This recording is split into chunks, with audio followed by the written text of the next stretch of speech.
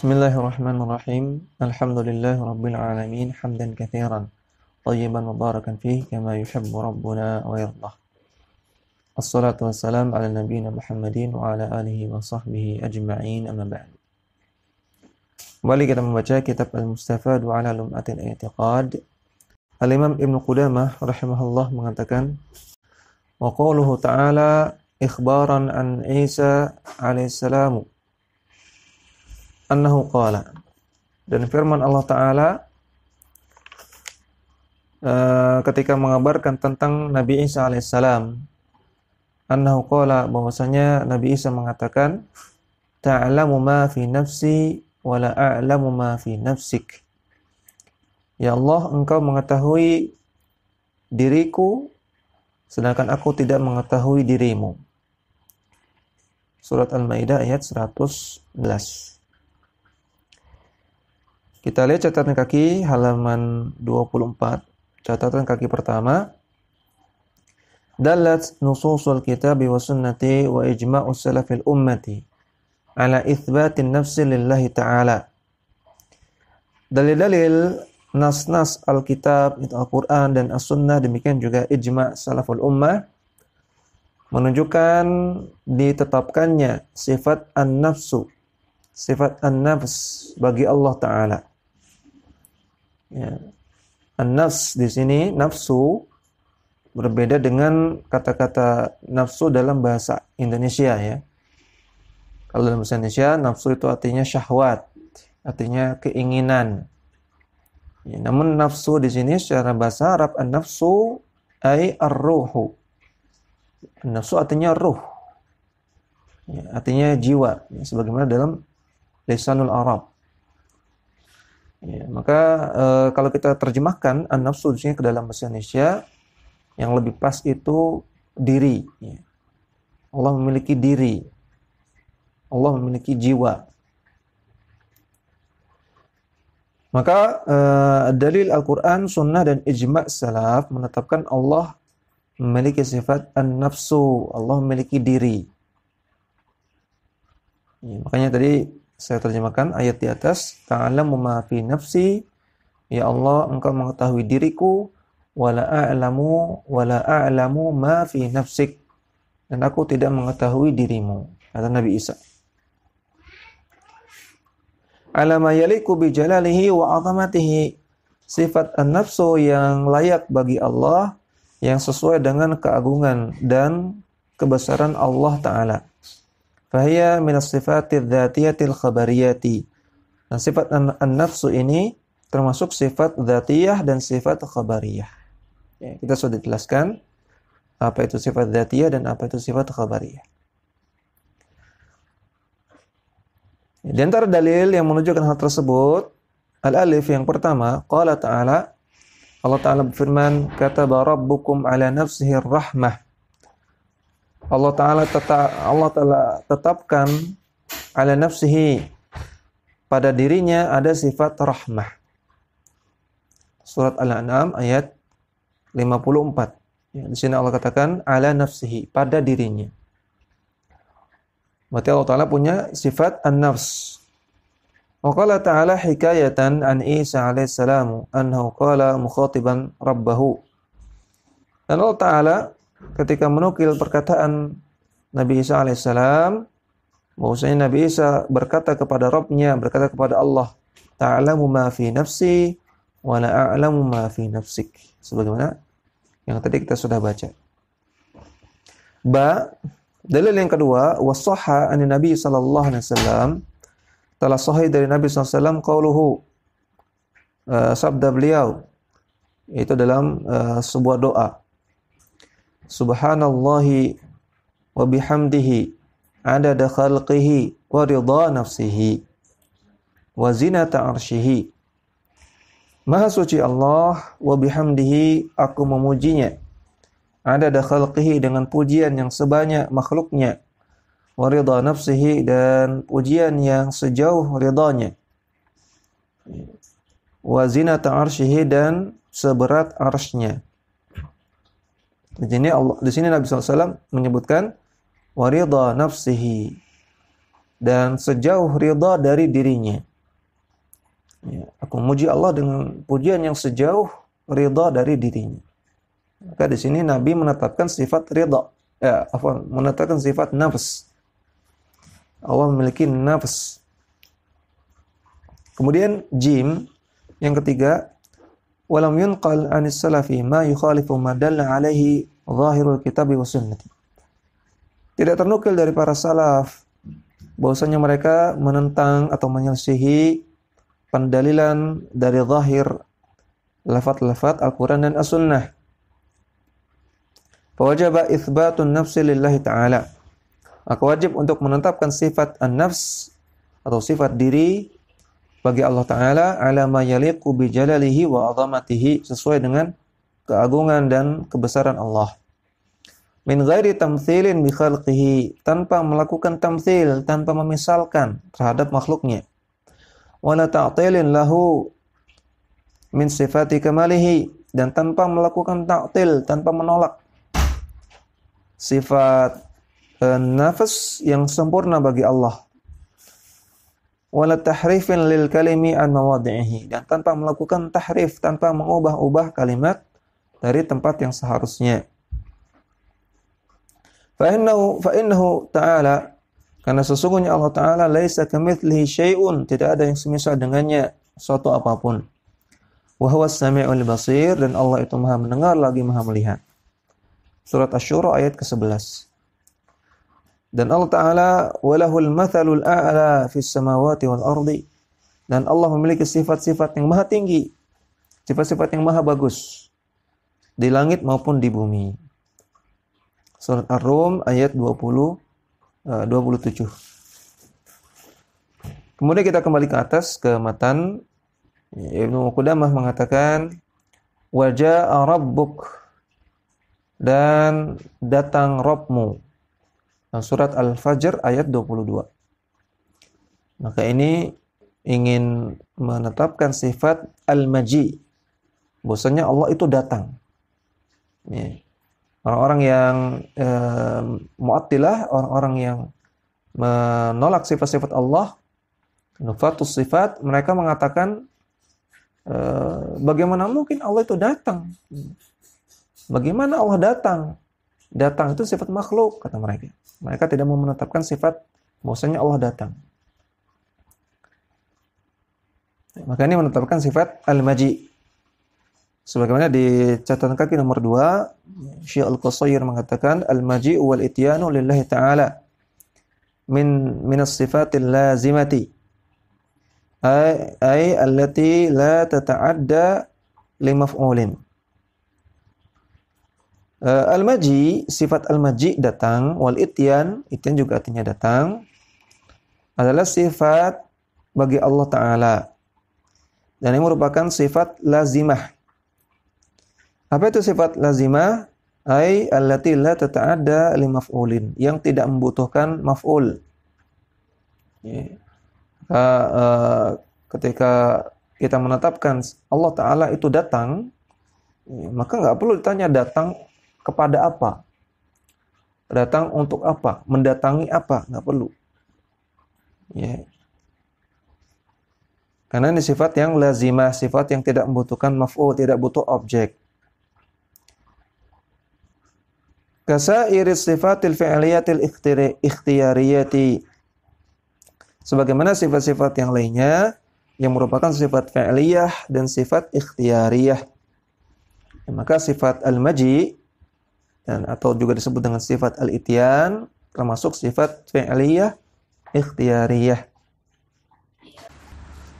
Ala ma yaliqu bi jalalillahi ta'ala wa kamalihi wa 'azamatihi. Kita menetapkan sifat al-maji atau al-ityan sesuai dengan keagungan Allah Ta'ala, kesempurnaan sifat Allah, dan sesuai dengan kebesaran Allah. Wal maqsudu minha maji'ullahi Ta'ala wa ityanuhu yaumal qiyamati. Yang dimaksud dalam ayat di atas, waja'a rabbuk, adalah datangnya Allah Ta'ala di hari kiamat, li faslil qada'i bainal ibadi, untuk memutuskan keputusan di antara para manusia. Itu nanti di hari kiamat manusia akan berkumpul di suatu tempat namanya Al-Mauqif, yang mereka di sana menunggu keputusan Allah Subhanahu wa taala. Mereka akan diapakan? Apakah akan sengsara ataukah akan celak ataukah akan bahagia? Apakah akan masuk surga ataukah akan masuk neraka? Ya. Bagaimana amal mereka? Mereka menunggu di sana dalam keadaan resah, gelisah. Kemudian wajah Rabbuk, Allah pun datang. Kama yasha'u. Ya, maka Allah Ta'ala datang untuk memutuskan perkara di antara para hamba sebagaimana yang Allah inginkan. Qala Ta'ala, Allah Ta'ala berfirman, "Waja'a rabbuka wal malaku saffan saffa." Dan Allah datang, dan Rabbmu datang, dan ketika itu para malaikat berbaris-baris. Surat Al-Fajr ayat 22. Qala Ta'ala, dan Allah Ta'ala berfirman, "Hal yanzuruna illa ayyatiyahum illa an ta'tiyahumul malaikatu aw ya'tiya rabbuk." Apakah mereka tidak melihat kecuali para malaikat datang ketika itu, atau ya'tiya rabbuk, datang Rabb kalian, datang Rabbmu, datang Allah Subhanahu wa taala. Surat Al-An'am ayat 158. Maka dua ayat ini menyebutkan sifat al-maji.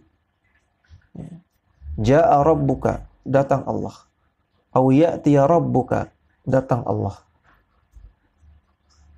Wa hatani sifatani minas sifatil fi'liyatil ikhtiyariyati al-ghaibiyati. Maka dua sifat ini, yaitu sifat al-maji dan al-ityan, ya, perhatikan dalam surat Al-Fajr disebutkan ja'a, sedangkan dalam surat Al-An'am disebutkan ya'ti. Maka ini maknanya sama, ya, walaupun lafadznya beda, al-maji dan al-ityan. Dua sifat ini, sifat al-maji dan al-ityan, merupakan sifat fi'liyah ikhtiyariyah. Dan juga sifat ghaibiyah allati nu'minu biha kama waradat. Yang kita imani sebagaimana apa adanya. Wa nuthbituha lillahi azza wa jalla wa nahmiluha ala zahiriha wa haqiqatiha. Dan kita tetapkan sifat tersebut bagi Allah azza wa jalla, dan kita maknai sesuai dengan zahirnya dan sesuai dengan maknanya yang hakiki. Wa la nuharrifu ma'naha alladhi tadullu alaihi lughatul Qur'ani was sunnati. Dan kita tidak ubah-ubah maknanya, makna yang sebenarnya yang sebagaimana ditunjukkan oleh bahasa Al-Qur'an dan juga bahasa As-Sunnah. Tidak kita ubah-ubah dari makna sebenarnya.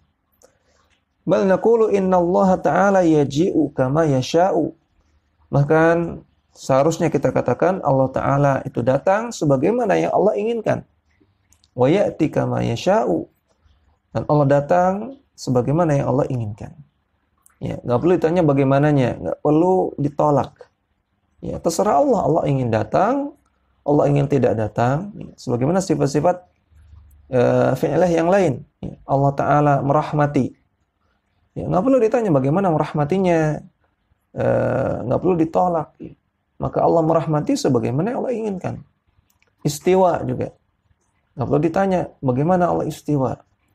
Kita katakan Allah istiwa, terserah Allah sebagaimana Allah inginkan. Kama yasha, terserah Allah. Ala wajhi la'iqi bihi. Kita tetapkan sifat tersebut sesuai dengan apa yang layak bagi Allah.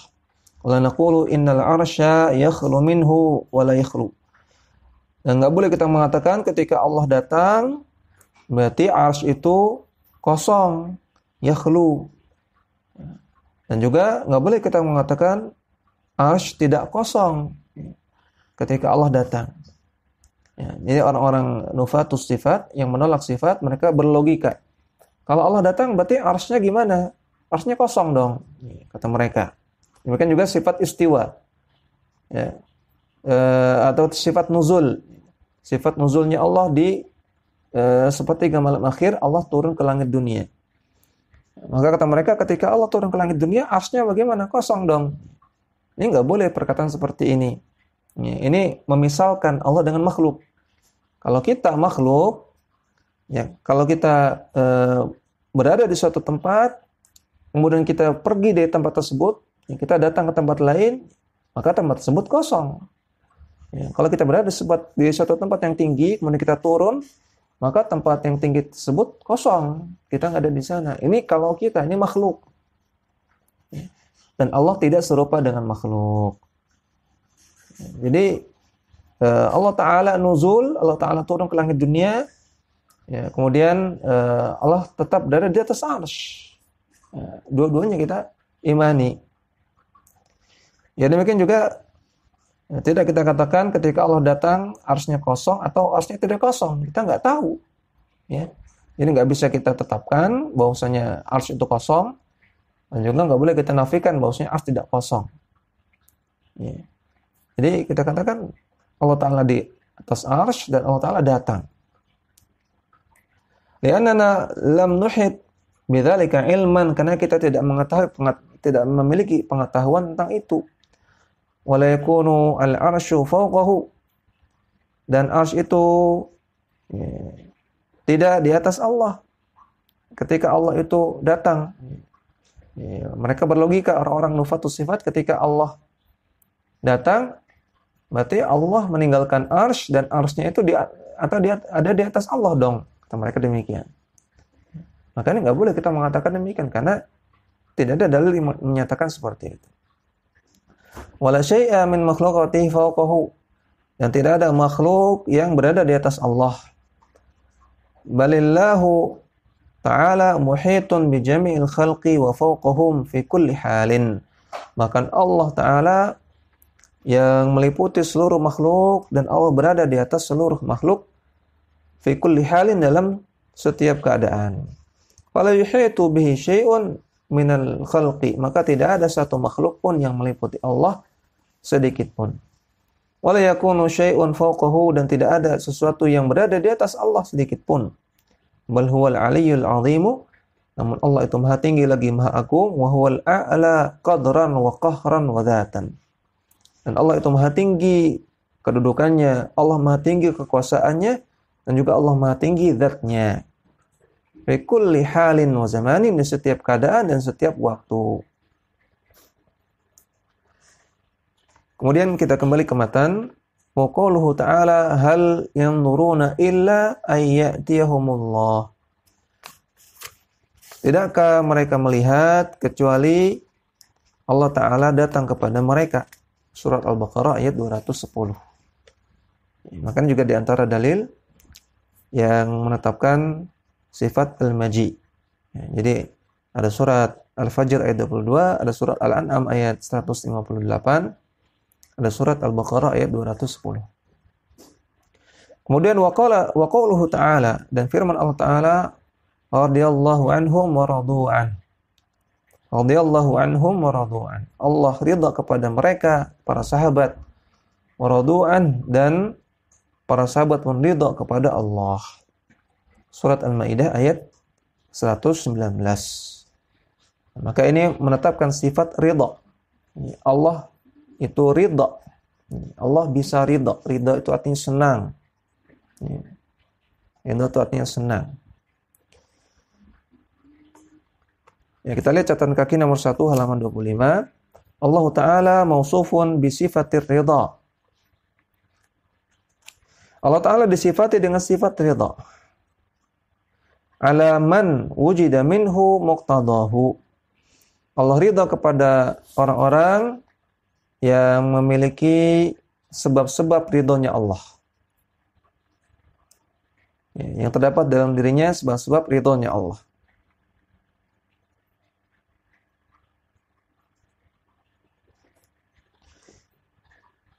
Muqtadahu, maka konsekuensinya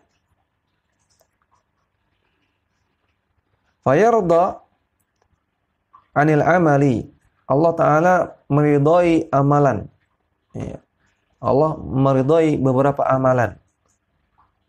Di antara dalilnya qala Ta'ala, Allah Ta'ala berfirman, wa in tashkuru yardahu lakum. Kalau kalian bersyukur, Allah ridha kepada kalian. Ya, maka Allah meridhai sifat atau amalan bersyukur. Surat Az-Zumar ayat ke-7. Wa yarda 'anil 'amili, dan Allah juga ridha kepada pelaku amalannya. Allah meridai perbuatannya dan Allah meridai pelakunya.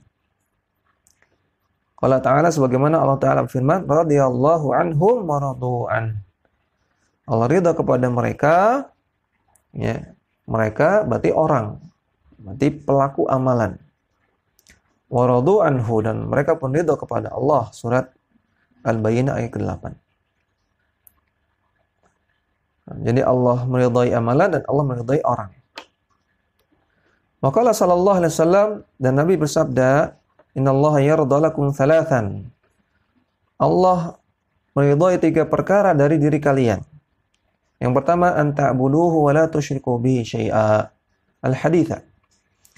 Yang pertama, Allah ridha kalau kalian menyembah Allah semata dan tidak berbuat syirik dengan suatu apapun.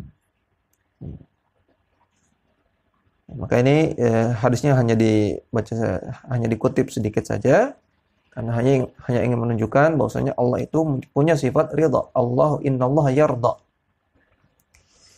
Faridha sifatun fillahi ta'ala haqiqatun la'iqatun bijalalihi wa 'azamatihi. Maka ridha adalah salah satu sifat Allah Ta'ala. Yang ini adalah sifat yang hakiki, yang layak terhadap keagungan Allah dan kebesaran Allah. Muta'alliqatun bimasyiatihi. Yang sifat ridha ini terkait dengan kehendak Allah. Fahiya minas sifatil fi'liyatil ikhtiyariyati. Maka sifat ridha ini adalah sifat fi'liyah yang ikhtiyariyah. Ya, ikhtiyari, sifat ikhtiyari artinya sifat yang terkait dengan perbuatan Allah yang Allah lakukan kepada hambanya yang satu, namun tidak Allah lakukan kepada hambanya yang lain. Ikhtiyari. Ya. Yang Allah lakukan pada suatu waktu, tidak Allah lakukan pada waktu yang lain. Sifat ikhtiyariyah ini terkait dengan sifat fi'liyah. Al-mutajaddidati. Dan sifat ridha adalah sifat yang mutajaddid. Mutajaddidah. Artinya terbarukan. Artinya suatu waktu Allah ridha, kemudian setelah itu Allah tidak ridha, kemudian setelah itu Allah ridha lagi. Setelah itu Allah tidak ridha lagi, kemudian Allah ridha lagi, kemudian Allah ridha lagi, kemudian tidak ridha. Ini namanya mutajaddid. Selalu ada yang baru. Mutajaddid ini selalu ada yang baru. Ada ridha yang baru. Liuqu'iha, terjadinya. Terjadinya sifat ridha itu mutajaddid, selalu ada yang baru. Bimasyiatillahi ta'ala, sesuai dengan kehendak Allah Ta'ala, wa iradatihi, dan kehendaknya, kasairis sifatil fi'liyati, sebagaimana sifat-sifat fi'liyah yang lain. Maka dari sini kita ambil faedah bahwasanya sifat fi'liyah itu ikhtiyariyah mutajaddidah. Sifat fi'liyah itu ikhtiyariyah mutajaddidah. Sesuai dengan kehendak Allah, ikhtiyari dan mutajaddidah, selalu ada yang baru. Wa qad dalla ala thubuti sifatir ridha lillahi ta'ala. Dan sifat ridha ini ditunjukkan oleh dalil-dalil Alkitab wa sunnatu wa ijma'us salafi. Yaitu dalil Alkitab, Al-Quran, As-Sunnah, dan ijma' salaf. Wal aqlus salimu, dan akal yang sehat. Minal hawa wal bid'ati, yang selamat dari hawa nafsu dan kebid'ahan. Faminal kitabi qauluhu, dalil dari Al-Quran, yaitu firman Allah Ta'ala, radhiyallahu anhum wa radu an. Dzalika liman khasyiya rabbah. Allah Ta'ala ridha kepada mereka dan mereka pun ridha kepada Allah. Dan itu hanya didapatkan oleh orang-orang yang takut kepada Rabb-Nya. Ridha tersebut didapatkan oleh orang-orang yang takut kepada Allah. Surat Al-Bayyinah ayat ke-8. Wa min sunnati qauluhu sallallahu alaihi wasallam fi qissati maji'il malaki. Adapun dari sunnah, dalil sifat ridha dari sunnah adalah sabda Nabi SAW dalam kisah datangnya malaikat lil abrasi, kepada orang yang terkena penyakit kusta. Wal aqra'i, yaitu orang yang terkena penyakit kebotakan, ya, rambutnya itu berjatuhan. Wal a'ma, dan orang yang buta. Al haditha, dalam sebuah hadis, wa fihi, dalam hadis tersebut disebutkan, innallaha qad radiya anka wa sakhita ala sahibaika. Sesungguhnya Allah Ta'ala ridha kepada engkau, yaitu orang yang buta, dan Allah murka kepada dua temanmu, yaitu yang abras dan aqra, orang yang kena penyakit kusta dan terkena penyakit botak. Ya, yang dalam kisah di dalam hadis ini, tiga orang ini masing-masing punya penyakit yang tadi disebutkan. Kemudian adapun yang dua tidak bersyukur kepada Allah Subhanahu wa taala. Adapun yang terakhir, yang buta, itu bersyukur. Sehingga Allah ridha kepada yang buta, yang bersyukur ini, sedangkan Allah murka kepada dua orang yang pertama yang tidak bersyukur kepada Allah.